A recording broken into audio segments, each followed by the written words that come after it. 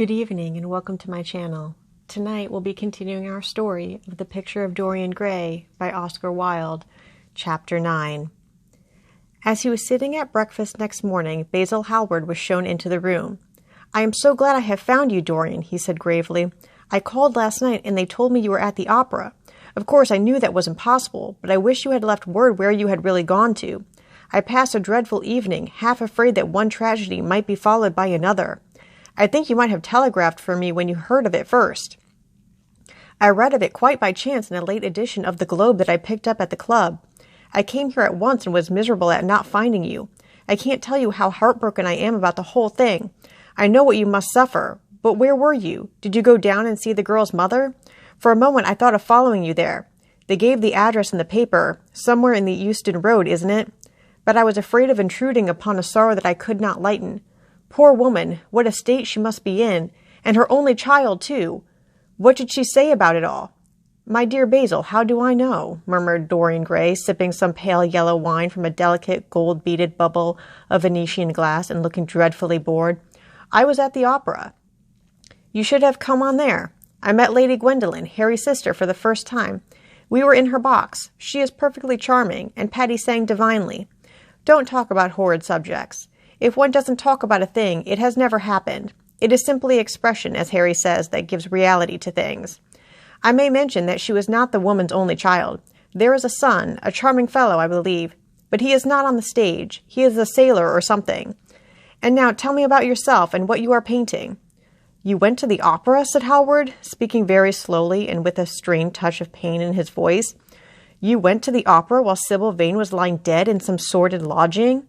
You can talk to me of other women being charming and of Patty singing divinely before the girl you loved has even the quiet of a grave to sleep in? Why, man, there are horrors in store for that little white body of hers." "Stop, Basil, I won't hear it," cried Dorian, leaping to his feet. "You must not tell me about things. What is done is done. What is past is past." "You call yesterday the past? What has the actual lapse of time got to do with it? It is only shallow people who require years to get rid of an emotion. A man who is master of himself can end a sorrow as easily as he can invent a pleasure. I don't want to be at the mercy of my emotions. I want to use them, to enjoy them, and to dominate them. Dorian, this is horrible. Something has changed you completely. You look exactly the same wonderful boy who day after day used to come down to my studio to sit for his picture. But you were simple, natural, and affectionate then. You were the most unspoiled creature in the whole world. Now I don't know what has come over you. You talk as if you had no heart, no pity in you. It is all Harry's influence. I see that." The lad flushed up and, going to the window, looked out for a few moments on the green, flickering, sun-lashed garden. "I owe a great deal to Harry, Basil," he said at last. "More than I owe to you. You only taught me to be vain. Well, I am punished for that, Dorian, or shall be some day." "I don't know what you mean, Basil," he exclaimed, turning round. "I don't know what you want. What do you want?" "I want the Dorian Gray I used to paint," said the artist sadly. "Basil," said the lad, going over to him and putting his hand on his shoulder, "you have come too late. Yesterday, when I heard that Sybil Vane had killed herself—" "Killed herself? Good heavens, is there no doubt about that?" cried Hallward, looking up at him with an expression of horror. "My dear Basil, surely you don't think it was a vulgar accident? Of course she killed herself." The elder man buried his face in his hands. "How fearful," he muttered, and a shudder ran through him. "No," said Dorian Gray, "there is nothing fearful about it. It is one of the great romantic tragedies of the age. As a rule, people who act lead the most commonplace lives. They are good husbands, or faithful wives, or something tedious. You know what I mean, middle-class virtue and all that kind of thing. How different Sybil was. She lived her finest tragedy. She was always a heroine. The last night she played, the night you saw her, she acted badly because she had known the reality of love. When she knew its unreality, she died, as Juliet might have died. She passed again into the sphere of art. There is something of the martyr about her. Her death has all the pathetic uselessness of martyrdom, all its wasted beauty. But as I was saying, you must not think I have not suffered. If you had come in yesterday at a particular moment, about 5:30, perhaps, or 5:45, you would have found me in tears. Even Harry, who was here, who brought me the news, in fact, had no idea what I was going through. I suffered immensely. Then it passed away. I cannot repeat an emotion. No one can, except sentimentalists. And you are awfully unjust, Basil. You come down here to console me. That is charming of you. You find me consoled, and you are furious. How like a sympathetic person. You remind me of a story Harry told me about a certain philanthropist who spent 20 years of his life in trying to get some grievance redressed or some unjust law altered. I forget exactly what it was. Finally, he succeeded, and nothing could exceed his disappointment. He had absolutely nothing to do, almost died of ennui, and became a confirmed misanthrope. And besides, my dear old Basil, if you really want to console me, teach me rather to forget what has happened, or to see it from a proper artistic point of view. Was it not Gautier who used to write about the consolation des arts? I remember picking up a little vellum-covered book in your studio one day and chancing on that delightful phrase. Well, I am not like that young man you told me of when we were down at Marlow together, the young man who used to say that yellow satin could console one for all the miseries of life. I love beautiful things that one can touch and handle. Old brocades, green bronze, lacquer work, carved ivories, exquisite surroundings, luxury, pomp. There is much to be got from all these. But the artistic temperament that they create, or at any rate reveal, is still more to me. To become the spectator of one's own life, as Harry says, is to escape the suffering of life. I know you are surprised at my talking to you like this. You have not realized how I have developed. I was a schoolboy when you knew me. I am a man now. I have new passions, new thoughts, new ideas. I am different, but you must not like me less. I am changed, but you must always be my friend. Of course, I am very fond of Harry, but I know that you are better than he is. You are not stronger. You are too much afraid of life, but you are better. And how happy we used to be together. Don't leave me, Basil, and don't quarrel with me. I am what I am. There is nothing more to be said. The painter felt strangely moved. The lad was infinitely dear to him, and his personality had been the great turning point in his art. He could not bear the idea of reproaching him any more. After all, his indifference was probably merely a mood that would pass away. There was so much in him that was good, so much in him that was noble. Well, Dorian, he said at length with a sad smile, I won't speak to you again about this horrible thing after today. I only trust your name won't be mentioned in connection with it. The inquest is to take place this afternoon. Have they summoned you? Dorian shook his head, and a look of annoyance passed over his face at the mention of the word inquest. There was something so crude and vulgar about everything of the kind. They don't know my name, he answered.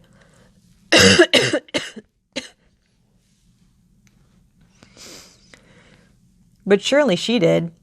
Only my Christian name, and that I am quite sure she never mentioned to anyone. She told me once that they were all rather curious to learn who I was, and that she invariably told them my name was Prince Charming.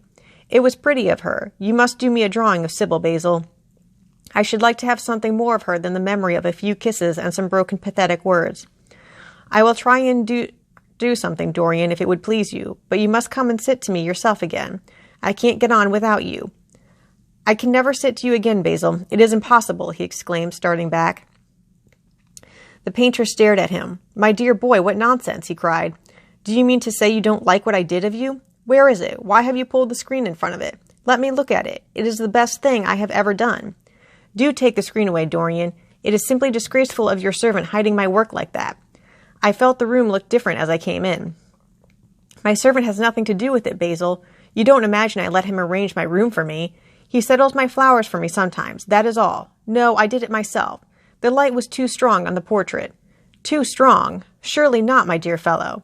It is an admirable place for it. Let me see it, and Howard walked towards the corner of the room. A cry of terror broke from Dorian Gray's lips, and he rushed between the painter and the screen. Basil, he said, looking very pale, you must not look at it. I don't wish you to. Not look at my own work? You are not serious. Why shouldn't I look at it? Exclaimed Howard, laughing. If you try to look at it, Basil, on my word of honor, I will never speak to you again as long as I live. I am quite serious. I don't offer any explanation, and you are not to ask for any. But remember, if you touch the screen, everything is over between us. Howard was thunderstruck.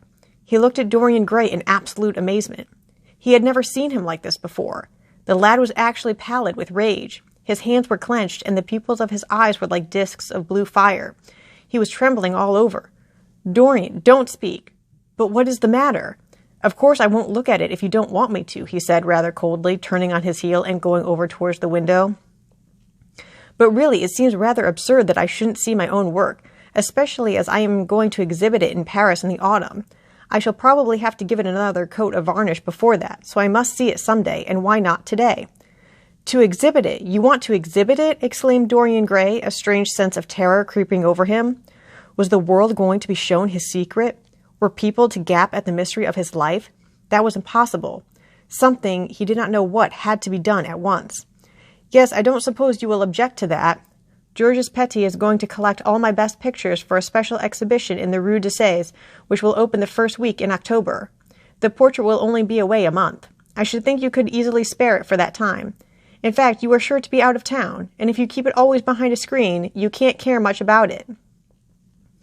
Dorian Gray passed his hand over his forehead. There were beads of perspiration there. He felt that he was on the brink of a horrible danger.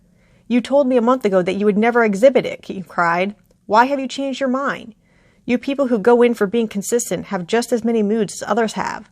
The only difference is that your moods are rather meaningless. You can't have forgotten that you assured me most solemnly that nothing in the world would induce you to send it to any exhibition. You told Harry exactly the same thing. He stopped suddenly, and a gleam of light came into his eyes. He remembered that Lord Henry had said to him once, half seriously and half in jest, "If you want to have a strange quarter of an hour, get Basil to tell you why he won't exhibit your picture." He told me why he wouldn't, and it was a revelation to me. Yes, perhaps Basil, too, had his secret. He would ask him and try. "Basil," he said, coming over quite close and looking him straight in the face, "we have each of us a secret. Let me know yours, and I shall tell you mine. What was your reason for refusing to exhibit my picture?" The painter shuddered in spite of himself. "Dorian, if I tell you, you might like me less than you do, and you would certainly laugh at me. I could not bear your doing either of those two things. If you wish me never to look at your picture again, I am content. I have always you to look at. If you wish the best work I have ever done to be hidden from the world, I am satisfied. Your friendship is dearer to me than any fame or reputation." "No, Basil, you must tell me," insisted Dorian Gray. "I think I have a right to know." His feeling of terror had passed away, and curiosity had taken its place. He was determined to find out Basil Hallward's mystery. "Let us sit down, Dorian," said the painter, looking troubled. "Let us sit down, and just answer me one question. Have you noticed in the picture something curious? Something that probably at first did not strike you, but that revealed itself to you suddenly?" "Basil," cried the lad, clutching the arms of his chair with trembling hands and gazing at him with wide, startled eyes.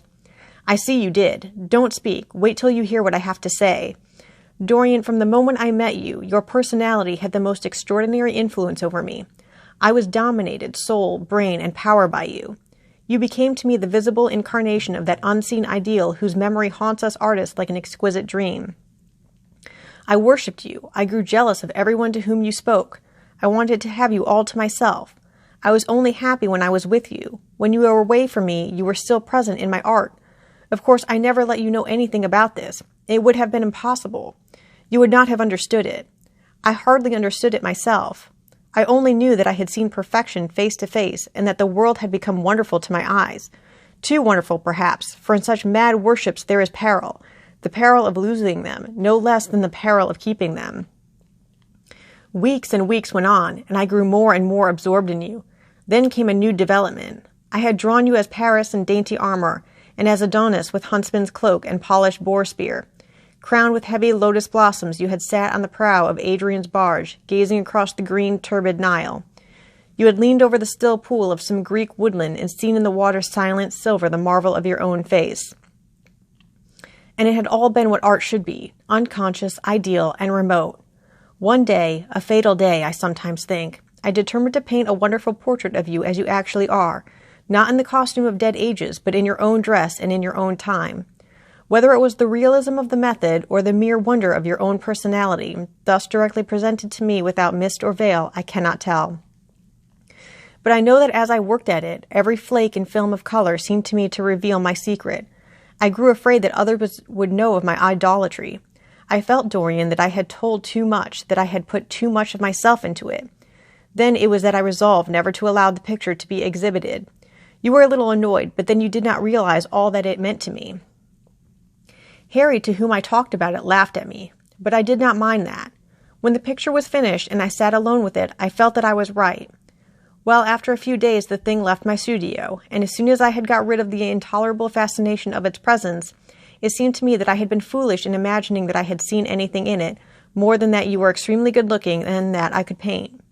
Even now, I cannot help feeling that it is a mistake to think the passion one feels in creation is ever really shown in the work one creates. Art is always more abstract than we fancy. Form and color tell us of form and color, that is all. It often seems to me that art conceals the artist far more completely than it ever reveals him. And so when I got this offer from Paris, I determined to make your portrait the principal thing in my exhibition. It never occurred to me that you would refuse. I see now that you were right. The picture cannot be shown. You must not be angry with me, Dorian, for what I have told you. As I said to Harry once, you are made to be worshipped.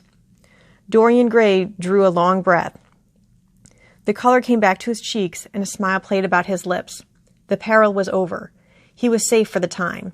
Yet he could not help feeling infinite pity for the painter who had just made this strange confession to him, and wondered if he himself would ever be so dominated by the personality of a friend.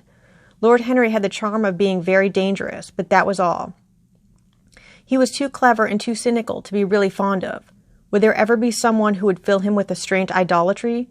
Was that one of the things that life had in store? It is extraordinary to me, Dorian, said Hallward, that you should have seen this in the portrait. Did you really see it?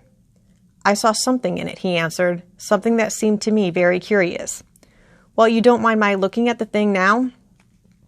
Dorian shook his head. You must not ask me that, Basil. I could not possibly let you stand in front of that picture. You will some day, surely?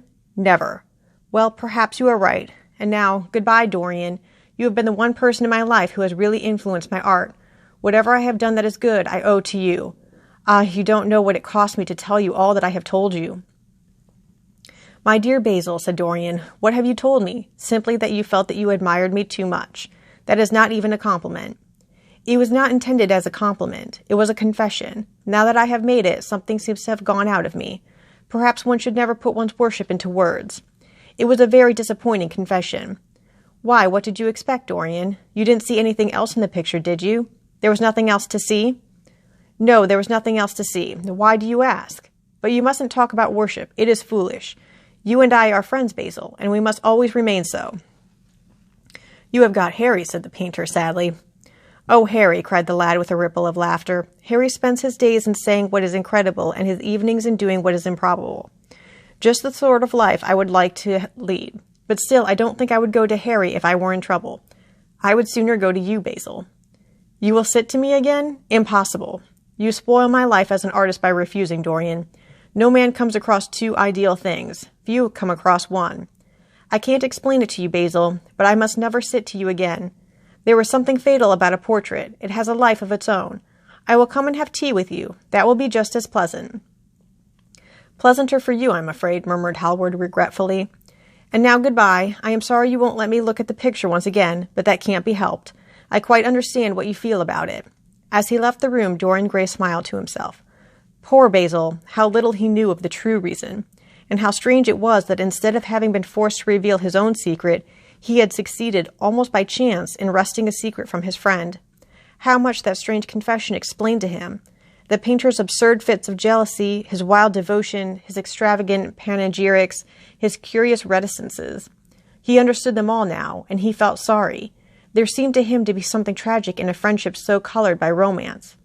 He sighed and touched the bell. The portrait must be hidden away at all costs. He could not run such a risk of discovery again. It had been mad of him to have allowed the thing to remain, even for an hour, in a room to which any of his friends had access. Thus ends Chapter 9.